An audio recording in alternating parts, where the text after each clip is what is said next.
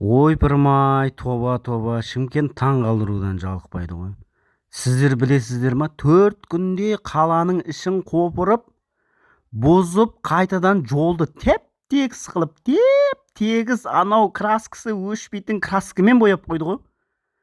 Әшінше сары ақ пешеходты боятамаймыз ғой, айқайлап, жылдап. Не деген жылдамдық десейші. Кеше түнімен жүрдім, түнімен көше жуды ғой, водовоздар. Водовозың бар ма, пожаркаң бар ма, бәр жолды жуып жүр ғой.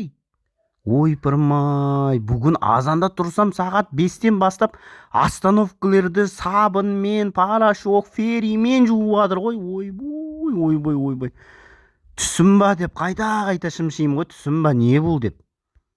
Май қызметкерлері сақалы алынған, шырттай, бойлары ұзындарды қойып, костюм шалбар, ақ көйлек шеттерінен бәрі. Осы мен Нью-Йоркта жүрмау десем, жоқ, өзіміздің Шымкент, жанбай тұрған төбедегі шам лампышкілер жанып кеткен ғой. Өмір жанбай тұрған лампышкілер жанып кетті ғой төбеде.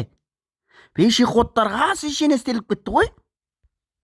Кеше бір інім роддомнан баласын шығарайын деп, жаңағы машина жалдайын десе, машина жоқ жалданатын.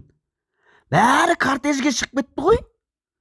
Бәрін кортежге кіргізіп қойыпты, вип көліктердің бәрін.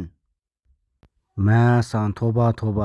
Бүкіл мұғалім, бүкіл садик, бүкіл докторлар, соттың бар ма, сот орындаушың бар ма, бүкіл не уборка істеп, танымай қалды ме, біздің әкім мықты екен.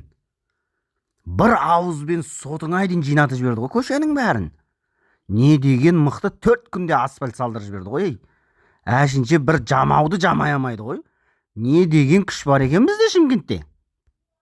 Май қызметкер, участковый, ИДН бар ма, криминалистар бар ма, 24 сағат жұмыс істеп жатыр ғой.